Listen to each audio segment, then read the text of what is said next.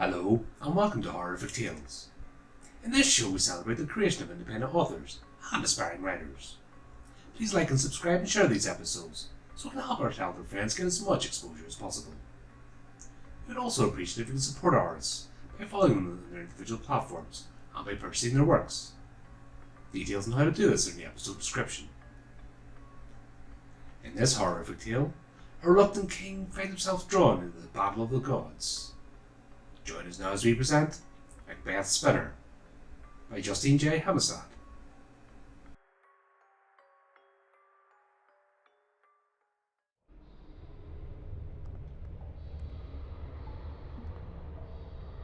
Clotho stepped deeper into the dimness that chilled her to her human bone, but she felt drawn ahead by the force of intrigue and inner sight, as though the hand of fate had gripped her with icy fingers that would not let go.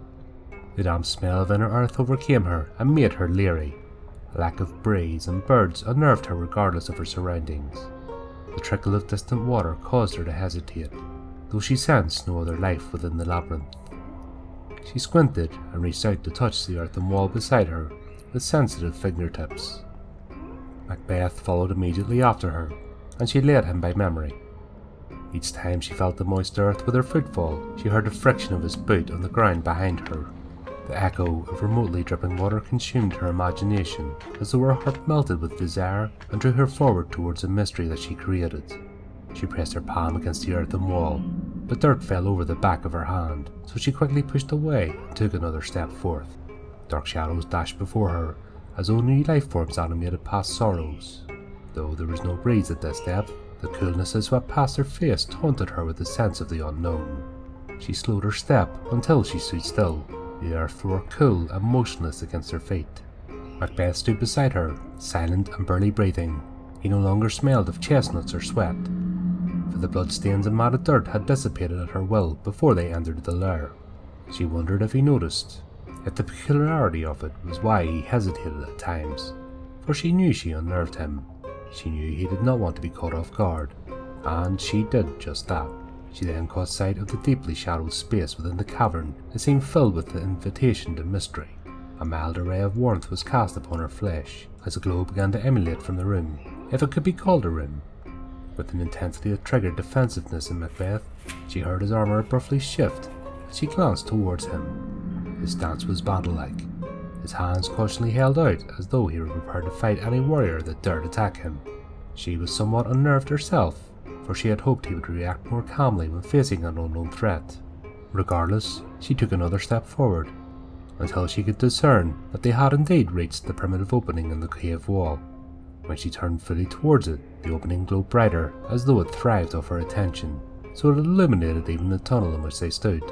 "What is this?" he blurted with caution, for anyone could be lurking within the depths of the room. His eyes were haunting and surreal amidst the glow, as though he were the cryptic one. Why he did not trust he would be safe with her, she did not know. His battle stance was a constant. His lips were parted and his eyes were narrowed, but he took a step toward the opening with one hand firmly on his dagger. He must have been so engrossed by the glow that when he stood beside her he seemed unaware that his arm pressed against hers. She said nothing, but watched him stare into the glow that was dispersed over the earth and ceiling of the lair, like lightning amidst clouds. Little did he know that he had entered into a golden realm of time. What secrets are inside that room? He asked under his breath. She was taken aback, for she thought for a moment that he had forgot she existed. She stared towards him, with the room's glow so bright in her eyes that he shifted his gaze to his own boots of untanned hide. "A different world," she answered, cornering a grin. She was eager for him to know what she knew about him, and to recognize the majesty of his inherent fate. Time does not pass in there like time passes in the world you know. The answers to your questions need that time, she said, and took a step within the glow. Macbeth did not linger before following her, for she heard his footsteps as though he were almost upon her. She raised her arms to her sides. The ceiling was low enough to cause Macbeth to bend a little at the waist. Clotho watched them but deeply inhaled the damp air, then closed her eyes until she felt centered where she stood. Something was happening. She could sense it. She was unfazed when the earth began to tremble beneath her feet, and the smell of fresh dirt as it shifted from the cave walls was strong. It trickled down the edges amidst the dirt. She opened her eyes to see him brace himself against the wall. for he still did not trust her strength. Frustration upbraided her concentration as much as the trembling earth. He looked toward her, his hand still pressed against the cave wall as the glow of the room began to fade. "What is happening?" he asked. "Why do you doubt me, Macbeth, even now?" She sighed, but looked deeply into his eyes, although she would find the understanding he did not know he had. "You have entered the domain of truth," she said. She watched him will the single-lit candle into a niche into the earthen wall in the glow's wake. "Here you cannot deny truth, nor can you speak falsely. Your judgment will be just. You need not be anxious," she announced as the glow faded. "Is the same true for you, witch?" he asked, turning to see bones nestled into the wall amidst the candle flame, as though they were the secret she tried to hide. Bones from bottom to top, like the bones in a rack of lamb. "It is," she answered, keenly feeling the air breathe into her nose. He seemed drawn to her again, and without glancing toward the flame he asked, "What is this place?" "It was created by the Scots who dwelt in this land before the men from the north tried to claim it. Then I claimed it." Her eyes had assumed the same glow that the room itself had only moments earlier. She tilted her head down but steadily gazed into his eyes. "The spirits of the ancients dwell here." "Where do you come from?" he questioned her, with a narrow glare of reluctance of breath. "What is your history?" Before he had spoken his last, she moved briskly towards him, so rapidly that he was certain he had not seen her move. "I am even more ancient than this lair." Then slowly, and with more patience, she drifted away from him and said, "I come from a land with a greater history than your own. My land is that of Zeus. My legacy is that of mankind. I will show you why I am here." She pivoted towards him, raised her chin, and waved her hand in front of his face, as though she could draw the oceans into her lair if she wanted. A slight breeze emanated from her motion. His gaze followed in the direction of her hand, toward a fire that blazed and crackled within a small space in the middle of the room that was enclosed by a short, wrought iron gate. Swirling plumes of light rose up from it, but she did not hesitate to approach. There was no fear in her. She reached over the iron gate towards the fire.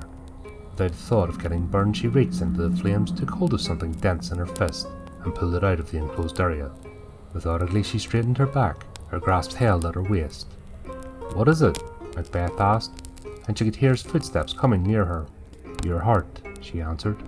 "You burn with a passion that you are not aware of. You burn with life." She turned toward him, still holding his heart in the palm of her hand. The flames whirled and crackled behind her as glowing bones struck out from the earthen walls behind her. "This is the fire of divination," she uttered, "and we are in a burial there for the ancients. The spirits rise throughout your body like fish swim upriver. They will seek out and reveal the truth they find within you. Then they will bring your truth to me. You see, Macbeth, you are my vision, just as you are enchanted by the vision I show you now. The truth you tell me will set you free from your guilt, for your guilt stands in the way of my plan to make the Scots victorious. It is your guilt that makes your heart retreat when it locks within the iron gates. Tell me, I want to know your truth. Why are you so afraid to become king? From whence does your guilt arise?" "I am not afraid, and I am guilty of nothing," he assured her as he shook his head. "But I admit I doubt what you say. You may have power, I see that in your eyes. They blaze like the gated fire blazes. But if I am king, I do not understand what I would help you gain. I do not see how a Scots victory would assure your rightful place in wherever your quest might be. You do not believe me. Your doubt has reared its ugly head." Her sisters hissed beside his neck in a flash of time, screeching and taunting, and Clotho withdrew and stood by the iron fence once again. "You are afraid to be king. My sisters can smell your fear. You cannot hide what we smell. I want to know why you are so afraid." "I am afraid of nothing," he answered again, though less confidence strengthened his voice. He could not hide his reluctance. "I am at the mercy of God. Do not blame the gods for anything, for attaining your fate is still your responsibility. You are afraid to be king. I can hear it in your voice. You will tell me why, and remember, I hold your heart in my hands." She glanced down at her hand, her fingers securely curled around his dark heart, and she peered back to him. Her sisters made no move within her. "I have no desire to be king." "You do. I see it in your eyes. You crave power. You have always craved power. That is why I chose you above all others. I can smell your craving for power on the wind, she said, inching closer to him. What have you done to gain the power you crave? What are you guilty of? I married my cousin's widow. You married advantageously. Why should that make you afraid to be king? Macbeth hesitated again, but since he was in the Chamber of Truth, there was nowhere else to go, and nothing else to talk about. Because, he answered honestly, I killed him in battle, and made his wife Greenock my wife. He took a deep breath, though there was no freedom in it since he was held captive by her gaze. Did you really kill him in battle? She asked. She could feel her sister's push against her flesh from within. She did not need to see the rippling bulges in her arms and neck to know that they were fighting to be heard. They wanted to question him too. Did you want to have his life? Atropos seethed. Clotho could have done nothing more to hold her back. I burned him alive, along with 50 of his warriors. Macbeth averted his gaze as he answered. He cleared his voice, breathing deeply of the musty air with a slight cough. A chill obscured the earthen walls. Is that the reason you are afraid to be king? The Chesses hissed into his ear, and lurched back within Clotho as though she were a snake retreating into a hole. I am pleased with being a warlord. I do not need to be Thane or king. You can already be king with the murder you have done. Stretch your mind. You know you can. You know the power is yours.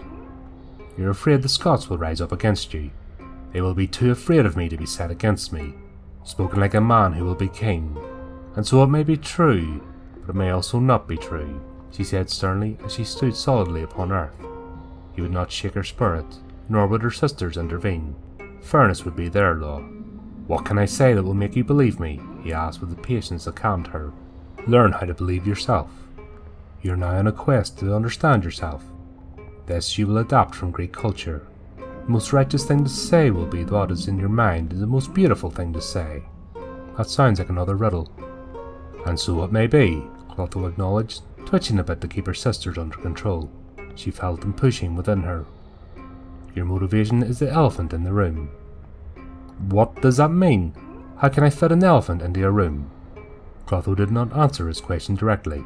I will show you something else, she said, and bent over the gate to set his heart back into the flames, without being burnt herself. See with your inner eye, she continued.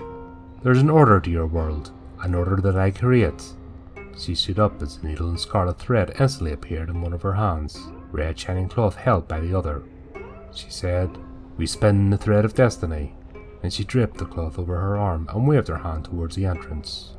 She gracefully stepped towards it, and the material and thread suddenly vanished and was replaced by his heart, as though she had never set it down. Macbeth's lips parted in bewilderment, but he followed her with his gaze as she walked towards another glowing doorway across the hall. He took a step after her. When she reached the hallway, almost at the opposite glowing entrance, she turned towards him again, though she felt the pull of her sisters toward the glow. Inside there, she began, as the glow dimmed enough to allow vision of the golden spindle perched in the centre of the room. See how your fate is spun. Your heart has always been in my hands. You have never seen it as you do today, she said. Everything you have ever done, even the murder of your cousin, has been spun in the spindle by my sisters and me. I have spun the thread of life. The chesses measures the length of that thread, and the cloth it produces. And Atropos is fearless with her shears when the time comes to cut the thread of life. When you know us, you will focus on that intention behind your actions. She tilted her head and nodded towards the spindle, and a sparkling burgundy material of a sort not of this earth appeared beside the spindle. The material itself seemed to be living and breathing, as though it participated in its own creation. That is the cloth I captured you in, she whispered into his ear, as though it were a matter of seduction.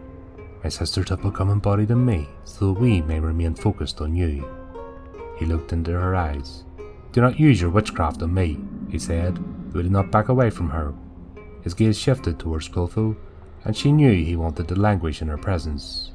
We do not use witchcraft. Our power is sanctioned by the gods. You cannot see what we do on the spindle. You cannot see our loom. Your fate is at our fingertips. For we have power over you and even your army. Even the fate of the gods is in our hands. If you control my fate, and you know that I killed my cousin and married his wife, then why do you pull me into your lair and taunt me with your fire of divination? Why do you hold this heart in your hands? I do so because a man must see what he is told in order to believe it. It is the nature of mortality, she answered with narrowed eyes and a scowl. I have told you my truth, Macbeth nodded and said, and if this is really a lure of truths, tell me yours. If that is the fire of divination and the spindle of destiny. He glanced at both items as he invoked them. Tell me what you have done to gain such power. I killed to gain my power. What did you do? I did nothing. His power was infused in me upon my creation at Zeus's will. Therefore he is my father. Themis my mother, and my sisters are the earthly seasons. We are the children of the night. Through us come darkness and implacable destiny. Even Zeus must bow before our fate. No one may go against fate, for fate is law. There is no reversing fate. The universe breathes by our will. Then you're not Christian. Clotho cornered a slight grin and glanced at him sidelong. This you cannot know, since your question is for the inner eye of gods. Your fate seems as jostled as my own. Why are you here in this lure, and who is in here with you? My power is deep earth power, she said, giving his heart a little squeeze. He took a quick breath with the pressure, but never stole his gaze away from her. Tell me your truth, he mustered. If you want me to be king, tell me why. How do you know me? What will you gain by my kingship? And no riddles. I will tell you the truth, she said, relaxing her grip upon his heart only slightly. For in here I can do nothing but tell you the truth. I have seen you vanquish the men from the north, and by doing so you have vanquished my enemy. Who is your god? Zeus in the ancient pantheon, she answered with a grin. You are Greek. I am, and I am every woman. Who comes with you? You spoke of your sisters, but is there someone else? Someone that has ordered you to make me king? No one ordered me to do anything, she said. I tell everyone else their fate. Your kingship is part of my plan to escape. She clenched her lips, and her sister rebuked her inwardly for revealing too much. She shivered to silence him. Escape from what? Apollo. Her sisters instantly pinched her inside, and she winced, almost falling to her knees. She had unintentionally squeezed his heart again, causing Macbeth to buckle in pain. Who is Apollo? He questioned with difficulty, as he held his hand to the armour at his chest. One of the Pantheon. She stood up again, mindful as she held his heart in her hand as she glanced down to see if any harm was done. What has he done to you? He stirred to his heart in her hands, as though he could dive toward it and catch it if she let go. He follows me, she answered. The dying flame cast obscure shadows on the earthen walls, but she was bound to answer directly. What is the trouble with that? Does he plot to kill you? Did you give him a bad prophecy? Macbeth questioned, continuing to watch her hand and his heart within it, at the same time trying not to turn towards a new glimmer at the entranceway. We have given him no prophecy, she answered. My sisters fused within one being so that we could divert him. Why did your sisters fuse into you? Why not you into one of them instead? He asked. Then with narrowed eyebrows he added, I hear you speak to someone separate from yourself. When I hear snakes, is the person you speak to your sister? The abrasive sound of his boots shifting in the dirt caused him to stop so he could hear her answer. My sisters are past and future. I am present. We must live in the moment to elude Apollo. That is why I am the bodily manifestation of all three of us. We must stay focused. You hear snakes because they hiss when they are not patient. They do not live in the moment.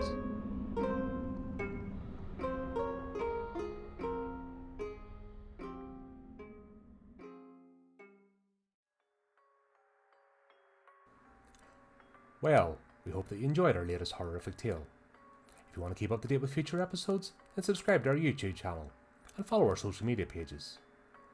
You can also give the channel support by visiting our merchandise store and picking up some of our items. We would also appreciate it if you took a moment to support our contributing artists, who very kindly lend their talents to the show. Check out the links in the description to see how you can do this. Well, that just leaves me to say, until next time my friends, keep it creepy, keep it horrific.